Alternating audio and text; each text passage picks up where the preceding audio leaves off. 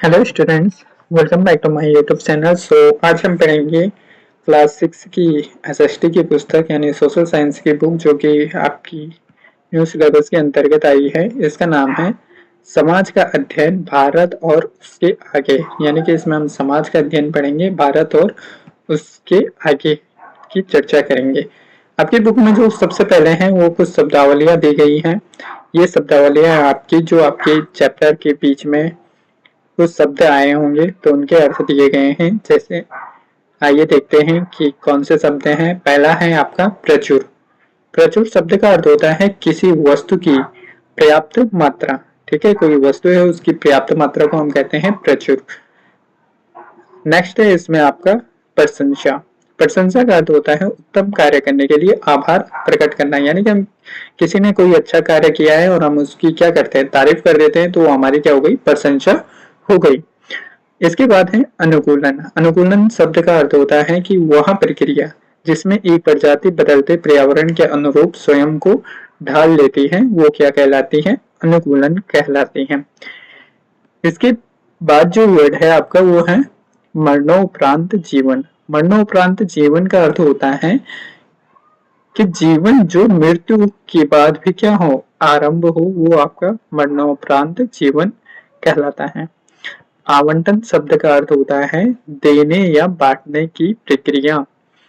हम बोलते हैं ना कि इनका आवंटन कर दो, तो किसी को दे रहे हैं हम या फिर कुछ चीज बांट रहे हैं, तो वो हमारा क्या कहलाता है, आवंटन कहलाता है। नेक्स्ट है तुंगता। तुंगता का अर्थ होता है समुद्र तल से एक स्थान की ऊंचाई। यानी कि समुद्र तल से किसी स्थान की ऊंचाई कितनी है, ये हमारा तुंगता कहलाता है। नेक्स्ट शब्द है आपका प्राचीन और पुरातन। प्राचीन और पुरातन का अर्थ होता है कि बहुत पुराने समय का या उससे संबंधित। ठीक है, ये आपका शब्द है प्राचीन या पुरातन। अगर कोई चीज बहुत पुरानी है, कोई वस्तु बहुत पुरानी है, या फिर कोई किला है, ठीक है, और वो खंडर पड़ा है, तो हम उसे क्या कहते हैं, प्राचीन कहते हैं। बोलते हैं ना कि प्राचीन शब्द है या ये प्राचीन किला है। इसके बाद जो आपका शब्द है पुरातत्व विज्ञानी। पुरातत्व विज्ञानी का अर्थ होता है कि वह व्यक्ति जो पुरातत्व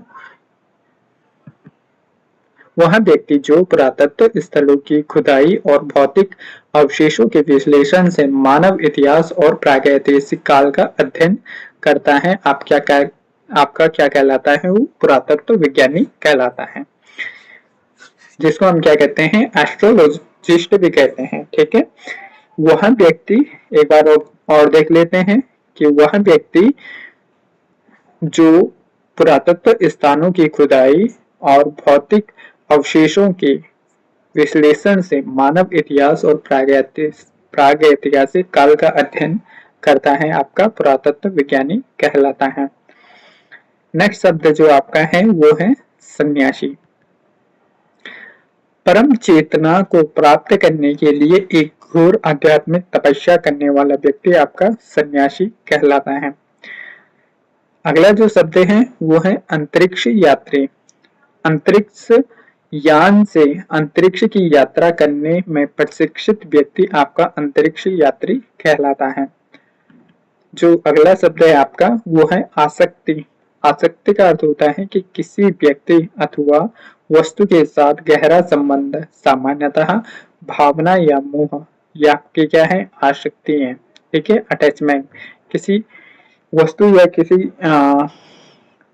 के साथ आपका गहरा संबंध है। मान लो कि आपका फ्रेंड है, ठीक है, फ्रेंड के साथ आपका गहरा संबंध है, तो वो आपका क्या हो गया, आसक्ति हो गई। अगला जो शब्द है मांगलिक शुभ। मांगलिक शुभ का अर्थ होता है कि जो अनुकूलन है या फिर सौभाग्यशाली, ये क्या कहलाता है, मांगलिक शुभ कहलाता है। यानी कि जैसे हम किसी कार्य का शुभारंभ करते हैं, वो आपका मांगलिक शुभ कहलाता है। अगला जो शब्द दिया गया है वो है हिमदाव हिमस्खलन। ठीक है, पर्वत या पहाड़ की ढलान से हिम तथा बर्फ का अचानक गिरना या घटना प्राय बर्फ के पिघलने के दौरान होती है। ठीक है, यानी कि किसी पर्वत से एकदम से बर्फ गिर जाती है, बर्फ का पहाड़ बना हुआ है, ठीक है, और उससे एकदम बर्फ गिर रही है, पूरी बर्फ नीचे गिर रही है, तो वो आपका क्या कहला जाता है, हिमस्खलन कहलाता है।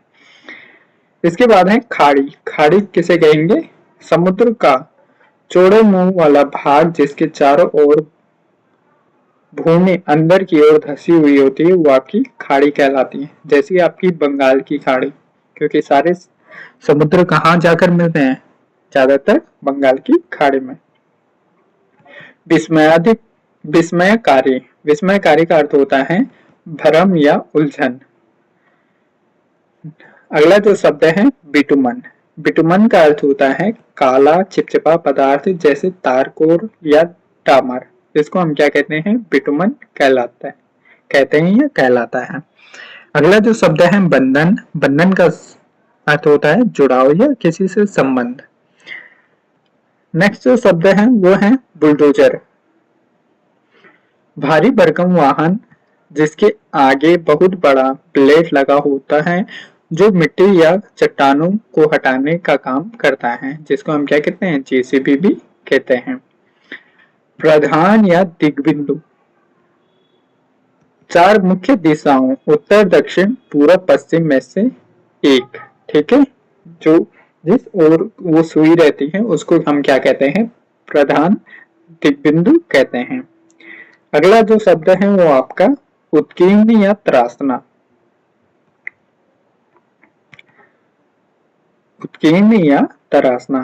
कोई वस्तु या डिजाइन बनाने के लिए किसी कठोर सतह या सामग्री को काटना हमारा क्या कहलाता है, उत्कीर्ण करना कहलाता है।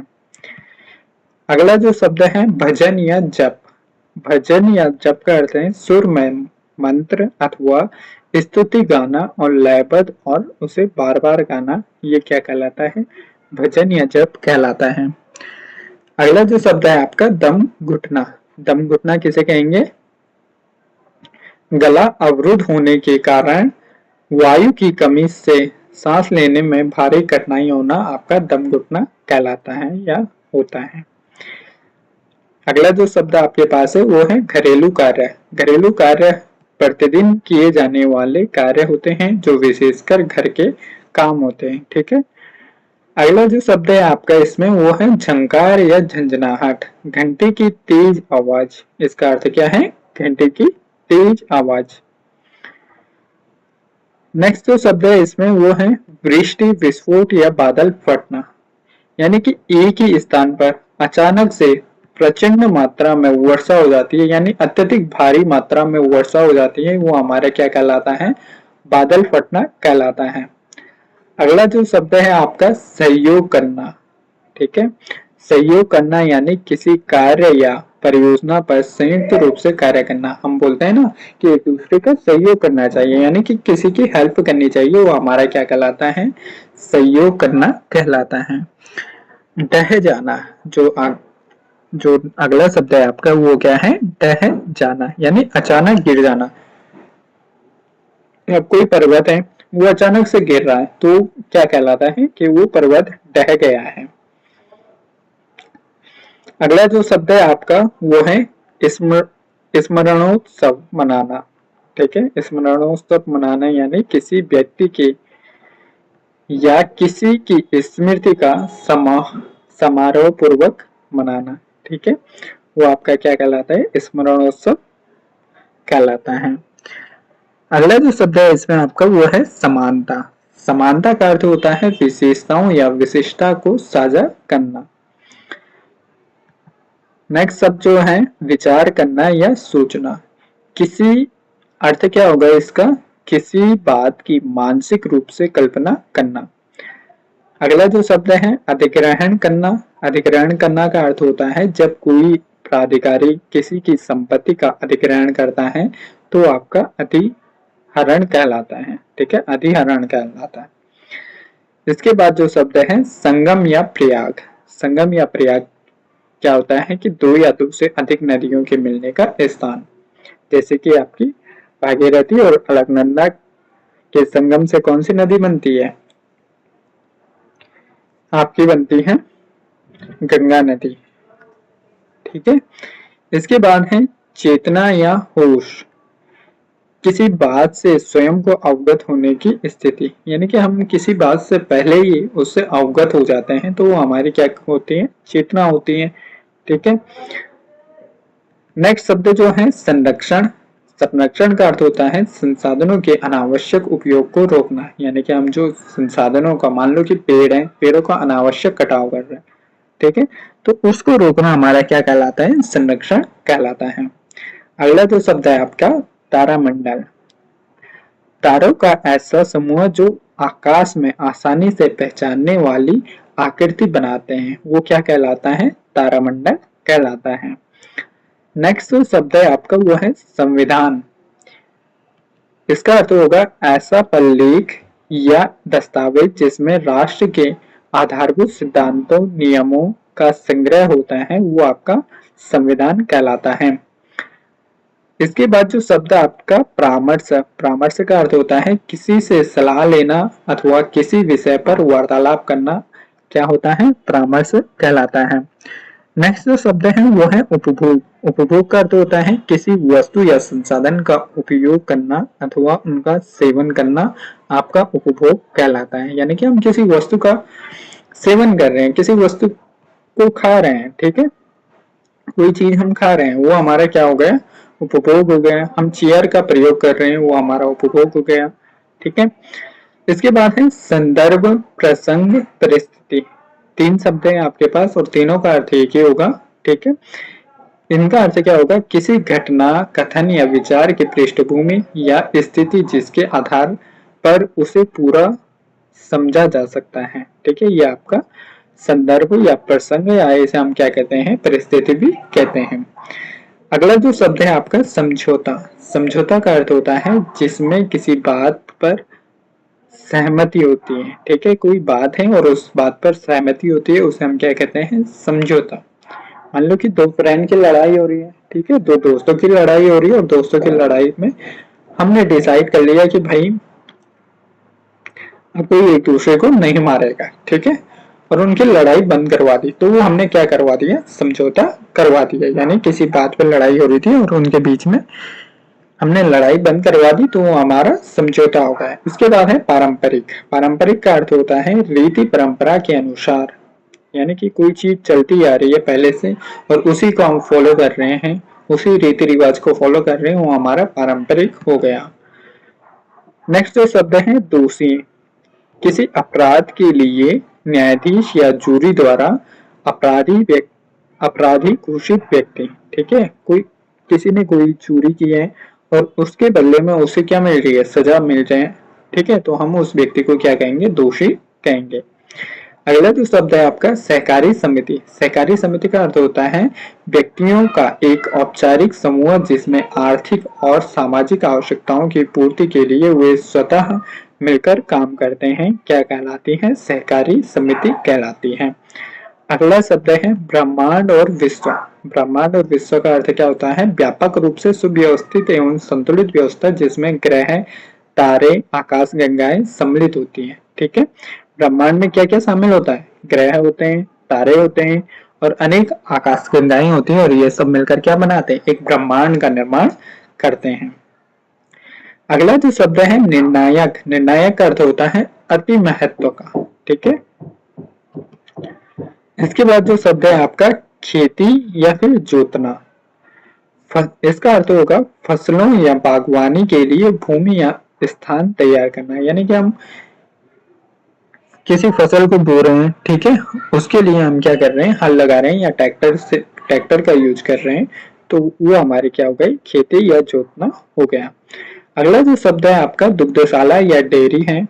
ठीक है, इसका अर्थ हो गया कि ऐसा स्थान जहां दूध एकत्रित और संचित किया जाता है, यानी कि अत्यधिक मात्रा में जहां पे दूध संचित किया जाता है और वहां से लोग उसे खरीदते हैं, तो आपकी क्या हो गई, डेयरी हो गई या दुग्धशाला हो गई।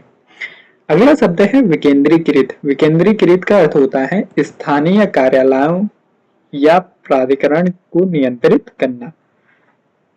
इसके बाद जो शब्द है आपका वो है समर्पित। समर्पित का अर्थ होता है किसी कार्य या उद्देश्य के प्रति निष्ठापूर्वक कार्य करना। यानी कि हम किसी कार्य को मन लगाकर कर रहे हैं तो वो हमारा क्या होगा, पूर्ण समर्पण कर रहे हैं हम उस कार्य के लिए, वो हमारा शब्द बन जाएगा समर्पित।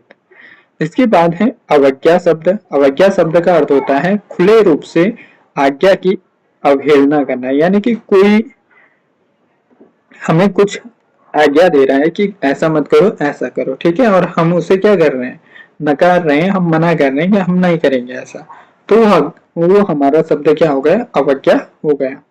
इसके बाद जो शब्द है देवता या देवी। देवता या देवी शब्द एक अलौकिक या दिव्य शक्ति होती है जिसके लिए हम ये यूज करते हैं। अगला जो शब्द है आपका वो हो गया जानबूझकर किया गया कार्य।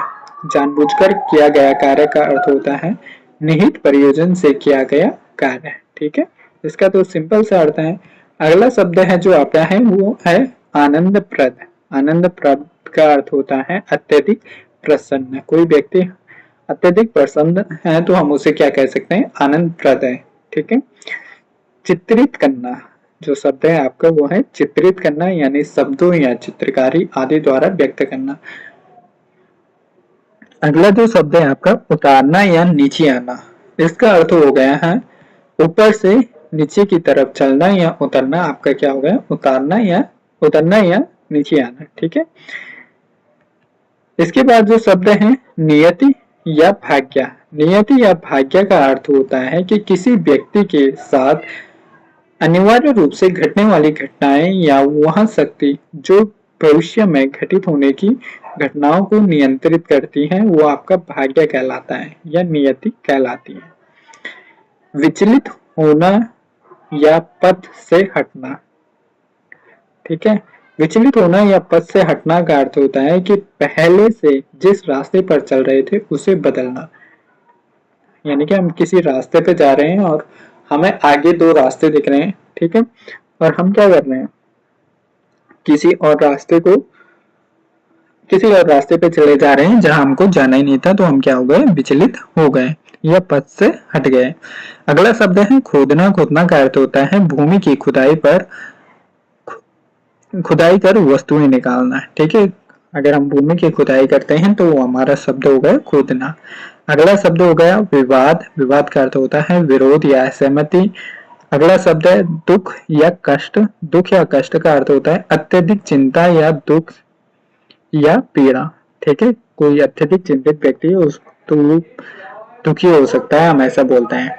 अगला शब्द है विविधता। विविधता का अर्थ होता है विभिन्न प्रकार का या बहुमुखी, ठीक है। जैसे हम बोलते हैं ना कि हमारा देश जो है, भारत जो है विविधता वाला देश है, तो इसमें क्यों बोलते हैं, क्योंकि इसमें विभिन्न प्रकार के क्या रहते हैं, भाषा वाले लोग रहते हैं, धार्मिक लोग रहते हैं, ठीक है। अगला शब्द जो है हमारा आर्थिक क्षेत्रक। आर्थिक क्षेत्रक का अर्थ होता है कार्यों के बड़े समूह जो देश की आर्थिक समृद्धि में सहायक होते हैं, वो हमारे आर्थिक क्षेत्रक कहलाते हैं। इसके बाद जो शब्द है वो है हटा देना। हटा देना का अर्थ होता है पूरे तरीके से निकाल देना, यानी कि किसी कोई टीम है उस व्यक्ति और कोई बच्चा अच्छा नहीं खेल रहा है, ठीक है, और उसे टीम से हमने बाहर कर दिया तो हम क्या कहते हैं, उस बच्चे को हमने टीम से हटा दिया है, ठीक है। अगला शब्द है श्रेष्ठ जन या विशिष्ट वर्ग। श्रेष्ठ जन या विशिष्ट वर्ग का अर्थ होता है समाज का उच्च वर्ग, जैसे शासक, उच्च अधिकारी, प्रशासक या धर्मगुरु, ये हमारे क्या कहलाते हैं, श्रेष्ठ जन कहलाते हैं या विशिष्ट वर्ग कहलाते हैं। इसके बाद जो शब्द है वो है सशक्त करना या अधिकार देना। इसका अर्थ होता है किसी व्यक्ति या समूह को अधिकार देना या कोई कार्य करने की शक्ति देना। नेक्स्ट शब्द जो आपका है वो है सशक्तिकरण। सशक्तिकरण का अर्थ होता है किसी व्यक्ति या समूह को अधिकार, क्षमता, संसाधन देने की प्रक्रिया। अगला शब्द है सामना करना या मुठभेड़, ठीक है। इसका अर्थ होता है किसी प्रतिकूल परिस्थिति में अकस्मात सामना या संघर्ष होना। जैसे हम बोलते हैं ना कि हम रास्ते से जा रहे थे, या कहानियों में सुनते हैं कि हम रास्ते से जा रहे थे और अचानक से क्या आ गया, शेर आ गया सामने, तो हमारा क्या हो गया, शेर से सामना हो गया, ठीक है। नेक्स्ट शब्द जो है आपका संकट में डालना। संकट में डालना का अर्थ होता है किसी को क्षति पहुंचने की स्थिति में डालना, यानी कि हम किसी व्यक्ति को ऐसे सिचुएशन में छोड़ के जा रहे हैं या ऐसी परिस्थिति में छोड़ के जाते हैं कि जहां पे उसको हमारी मदद की जरूरत होती है, तो क्या कहलाता है कि हमने उसे कहाँ डाल दिया, संकट में डाल दिया। अगला जो शब्द है लागू करना या बाध्य करना, ठीक है, इसका अर्थ हो गया बलपूर्वक कोई कार्य करवाना। इसके बाद जो शब्द है वो है उकेरना या उत्कीर्ण करना। उकेरना या उत्कीर्ण करना का अर्थ होता है पत्थर या धातु सी कठोर वस्तु पर कोई चित्र उकेरना या अभिकल्प को काटकर उसे उभारना हमारा क्या कहलाता है, उत्कीर्ण करना कहलाता है। इसके बाद जो शब्द है वो है सुधारना। सुधारना का अर्थ होता है किसी वस्तु की गुणवत्ता या मूल्य या फिर उसकी मात्रा में और सुधार करना। अगला शब्द है समृद्ध बनाना। समृद्ध बनाना का अर्थ होता है किसी वस्तु की गुणवत्ता या अथवा मूल्य को बढ़ाना, समृद्ध बनाना कहलाता है। इसके बाद जो शब्द है संरक्षित करना या पवित्र मानकर रखना। इसका अर्थ होगा अत्यंत श्रद्धावान किसी वस्तु को किसी विशेष स्थान या पाठ्य सामग्री में संभाल कर रखना, ठीक है। जैसे हम उदाहरण के लिए देखें तो हम मोरपंख को कहाँ रखते हैं, अपने नोटबुक के अंदर रखते हैं, ठीक है, या बुक के अंदर रखते हैं, तो वो हमारे लिए क्या हो जाएगी, पवित्र हो जाएगी, या हम क्या कहते हैं इसे संरक्षित करके रखते हैं। इसके बाद जो शब्द है आपका वो है महाकाव्य। महाकाव्य का अर्थ होता है एक लंबी कविता जिसमें प्राय पूर्ण काल में नायकों और अन्य महान व्यक्तियों की वीरता का वर्णन होता है। अगला जो शब्द है आपका भूमध्य रेखा। भूमध्य रेखा जो है पृथ्वी की सतह पर 0 डिग्री अक्षांश पर खींची गई एक काल्पनिक रेखा जो पृथ्वी को उत्तरी और दक्षिणी गोलार्ध में विभाजित करती है, यानी कि पृथ्वी को 2 हिस्सों में बांट देती है। वो रेखा हमारी क्या कहलाती है, भूमि रेखा कहलाती है, और इसे हम इंग्लिश में कहते हैं इक्वेटर। अगला शब्द है आपका युग या संवत। युग या संवत क्या कहलाता है कि समय की विशिष्ट अवधि हमारी युग या संवत कहलाता है। अगला शब्द है आपका अपर्दन। अपर्दन का अर्थ होता है समुद्र, पवन और वर्षा से मिट्टी या चट्टान या भूमि का कटाव हमारा अपर्दन कहलाता है।